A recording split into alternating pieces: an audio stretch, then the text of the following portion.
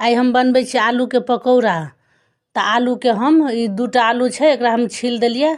आब एके हम एमे घैस दै छी पातर पातर क के। एमे दाल है पीसल दाल है। ई चना के दाल हम फुला के एकरा पीसलिए। आब एमे बना रहल छी। बेसन में सेहो बना सकै छी या दाल पीस के सेहो बना सकै छी। तो पिसुआ दाल में कड़ा बनते। तो हम ई दाल में बना रहल छी। आलू के धो देलिए हरद नून मिरचाई के बुकनी धो देलिए कमे कर देबे। आ सबटा के बढ़िया से मिला दै छिए। मिल गेले बनबा जाइ छी। अब एमे तेल धो देलिए। अब एके गरम होबा दै छिए। अब एमे गोल गोल ई पकौड़ा बना के धो देबे। अब एके उल्टा दै छिए।